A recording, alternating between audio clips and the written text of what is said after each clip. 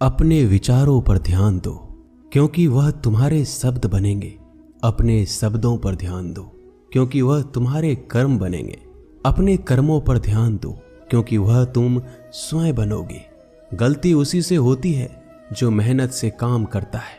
निकम्मों की जिंदगी तो दूसरों की बुराई खोजने में खत्म हो जाती है। इज्जत इंसान की नहीं होती है, जरूरत की होती है। जरूरत खत्म तो इज्जत खत्म। बोलना सीखिए, वरना जिंदगी भर सुनना पड़ेगा। उड़ने में बुराई नहीं है, आप भी उड़े, लेकिन उतना ही जहां से जमीन साफ दिखाई देती हो। सिर्फ वो लोग आपकी परवाह करते हैं जो आपको तब भी सुन सकते हैं जब आप चुप होते हैं।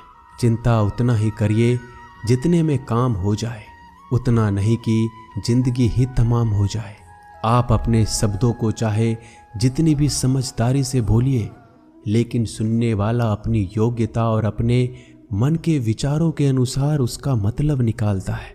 यकीन करो, जो तुम्हें भूल चुका है वो भी याद करेगा, बस उसके मतलब के दिन आने दो। कहानी जिंदगी की यही है कि इसमें मनचाहा किरदार नहीं मिलता।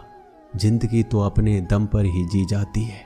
दूसरों के कंधों पे तो सिर्फ जनाजे उठाए जाते हैं। आपकी मुस्कान आपके चेहरे पे भगवान के हस्ताक्षर हैं। उसे अपने आंसुओं से धुल लें या क्रोध से मिटने ना दें। कोई भी व्यक्ति हमारा मित्र या शत्रु बनकर संसार में नहीं आता। हमारा व्यवहार और शब्द ही लोगों को मित्र और शत्रु बनाता है। जो व्यक्ति हर वक्त दुख का रोना रोता है, उसके द्वार पर खड़ा सुख बाहर से ही लौट जाता है। जिसके पास उम्मीद और आस है, वो जिंदगी के हर इम्तिहान में पास है। हर कोई अपना नहीं होता, और यही सच है। कितने अजीब है ये जमाने के लोग। खिलौना छोड़कर जज्बातों से खेलते हैं। महान दिमाग विचारों की चर्चा करता है, औसत दिमाग घटनाओं की चर्चा करता है, और छोटा दिमाग लोगों की चर्चा करता है। अहंकार ना पालिए जनाब, वक्त के समंदर में कई सिकंदर डूब गए। इन 5 जगहों पर हमेशा चुप रहना सीखिए। पहला, जहां आपके शब्दों की कोई कीमत नहीं। दूसरा, जहां बोलने के बाद आपको पश्चाताप ना करना पड़े।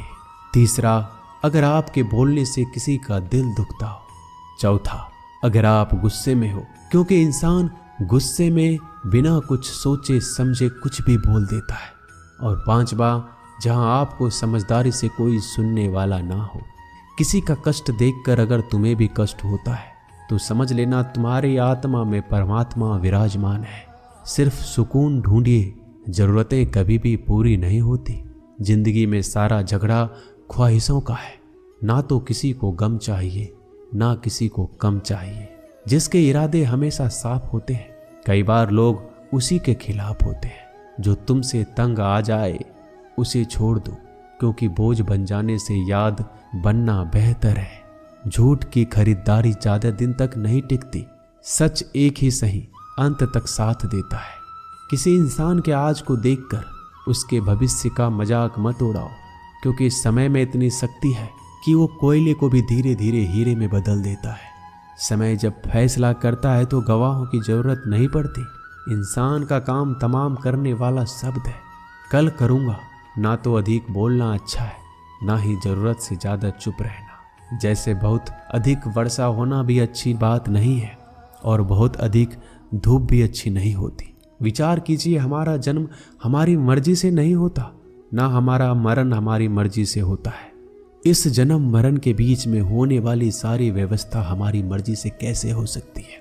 जिंदगी में हर मौके का फायदा उठाओ, पर किसी के मजबूरी का नहीं। अगर जिंदगी मौका देती है तो धोखा भी देती है। जिंदगी की सबसे अच्छी दवा है जिम्मेदारी। एक बार पी लीजिए साहब, जिंदगी भर थकने नहीं देगी। जीवन में प्रयास सदैव कीजिए। लक्ष्य मिले या अनुभव, दोनों ही अमूल्य है। जिंदगी में तकलीफें तो हवा के झोंकों सी होती है, जो आती है और चली जाती है, पर ये जब जब आती है तो सभी के नकाब उतार कर जाती है। जो आपने सोचा है जरूरी नहीं कि वो मिल जाए, मगर जो भगवान ने सोचा है वो आपको जरूर मिलेगा। इंसान कर्म करने में अपनी मनमानी कर सकता है, मगर फल भोगने में अपना वो होता है जिसके साथ बातें खुलकर की जा सके। ना कि संभल कर मनुष्य अहंकार और गलतफहमी के कारण महत्वपूर्ण चीज़ों से दूर रहता है। गलतफहमियां सच नहीं बताती और अहंकार सत्य को देखने नहीं देता। अगर आपके साथ जिंदगी खेल रही है तो आप निश्चित ही एक बेहतरीन खिलाड़ी होंगे। जिंदगी का काम है ठोकर मारना। बिखरना है या निखरना है ये तो आप पर निर्भर करता है। आज तुम्हारे जीवन में कितनी मुसीबतें हैं इससे कोई फर्क नहीं पड़ता। फर्क पड़ता है तो बस इस बात से कि तुम उसका सामना कैसे करते हो। मनुष्य को इस संसार में जो भी मिला है उसमें उसको खुश रहना चाहिए। जो नहीं मिला है उसके लिए दुख नहीं मनाना चाहिए। इंसान ने जितना उसके लिए सोचा है भगवान ने उसके लिए उससे ज्यादा सोच कर रखा है। इसलिए कभी भी किसी चीज के बारे में चिंता मत करो। प्रभु श्री राम ने घर में विरोध सहा है, कान्हा ने भी समाज में बहुत सहा है और यह आपके साथ भी होगा। पर अगर इससे आप ऊपर उठोगे तो ही कुछ नाम बनेगा। दूसरों पर निर्भर रहने वाले लोग कभी खुश नहीं रह पाते।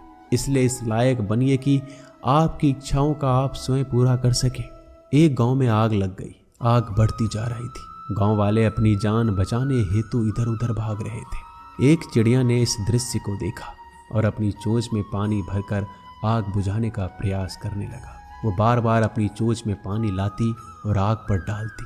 जब गांव वाले ने चिड़िया को आग पर पानी डालते देखा तो उनमें भी जोश आ गया और बोला, अगर ये चिड़िया प्रयास कर रही है तो हम क्यों नहीं कर सकते। सबने प्रयास किया और आग बुझ गई। ये सब एक कौवा देख रहा था। उसने चिड़िया से कहा कि तेरे पानी डालने से कुछ होना तो था नहीं, फिर ये क्यों कर रही थी। चिड़िया ने कहा, मेरे पानी डालने से कुछ हुआ या नहीं हुआ, लेकिन मुझे गर्व है कि जब इस आग की बात होगी तो मेरी गिनती आग बुझाने वालों में होगी, तेरी तरह तमाशा देखने वालों में नहीं।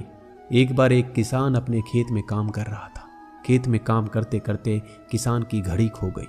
कुछ साल पहले ये घड़ी किसान को उसके पिताजी ने दी थी, इसलिए वो घड़ी उस किसान के लिए बहुत कीमती थी।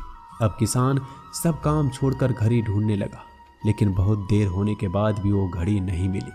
तभी किसान ने पास में खेल रहे बच्चों को बुलाया और उनसे कहा, बच्चों, इस खेत में मेरी घड़ी गुम गई है। मैं बहुत देर से घड़ी ढूंढ रहा हूँ। तुम में से जो मेरी घड़ी ढूंढने में मदद करेगा मैं उसे एक इनाम दूंगा। इनाम के उत्साह में सब बच्चे उस घड़ी को ढूंढने में लग गए, लेकिन इतने बड़े खेत में छोटी सी घड़ी ढूंढना बहुत ही मुश्किल काम था। कुछ घंटों बाद सब बच्चे जाने लगे। किसान ने भी अपनी उम्मीद छोड़ दी। वो भी घर जाने की तैयारी कर रहा था। आखिर में एक बच्चा किसान के पास आया और बड़े शान से कहा कि सब बच्चे चले गए, बस मुझे थोड़ी देर और घड़ी ढूंढने दीजिए।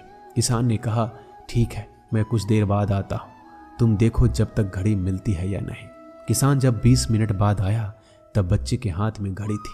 किसान आश्चर्यचकित हो गया और बच्चे से पूछा कि इतना जल्दी तुमको घड़ी कैसे मिल गई। बच्चे ने कहा, सब जा चुके थे। अब इतनी शांति थी कि मैं धीरे धीरे पूरे खेत में घूमकर आवाज सुनने लगा। जैसे ही शांति में मुझे आवाज सुनाई दी वैसे मुझे पता लग गया कि घड़ी कहाँ पर है। दोस्तों, ये कहानी शांत दिमाग का बहुत ही बढ़िया उदाहरण है। जब हमारा दिमाग शांत होता है हर बड़ी चिंता खत्म हो जाती है और आसपास का शोर भी खत्म हो जाता है, तो हमारा दिमाग अपने आप काम करता है और हमें सही दिशा दिखाता है। दोस्तों, इस वीडियो में बस इतना ही। जल्दी मिलते हैं हम और भी ज्ञानवर्धक वीडियो के साथ। धन्यवाद।